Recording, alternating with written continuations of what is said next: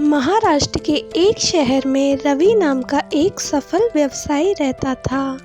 वह बाहर से तो बहुत सज्जन दिखता था, लोगों को दान देता, मंदिर जाता, बड़े बड़े भाषण देता।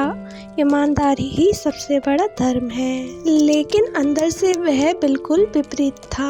अपने कर्मचारियों की सैलरी काट लेता, नकली बिल बनाकर टैक्स चुराता और गरीब की जमीन जबरदस्ती हथियाने से भी नहीं डरता। एक दिन उसने एक वृद्ध दंपत्ति की जमीन छीन ली, जिसका बेटा सेना में शहीद हुआ था। बुजुर्ग ने हाथ जोड़कर कहा, बेटा नहीं रहा, अब यही जमीन ही सहारा है।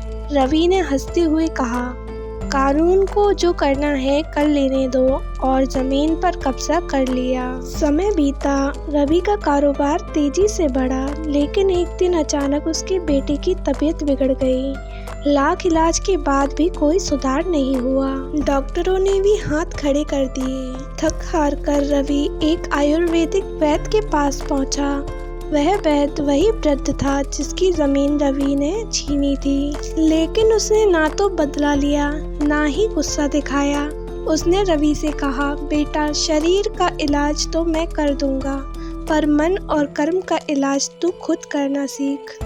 रवि स्तब्ध रह गया। उसी दिन सारे कागज फाड़कर वृद्ध को उसने उसकी जमीन वापस लौटाई और अपने पुराने सारे पाप स्वीकार कर लिए। धीरे धीरे उसका बेटा स्वस्थ हुआ और रवि का मन बदल गया। उसने कर्मचारियों की पेंडिंग सैलरी लौटाई, टैक्स भरा और बहुजनों के लिए एक मुफ्त क्लिनिक शुरू किया। लोगों ने पूछा, तुम्हें अचानक क्या हुआ?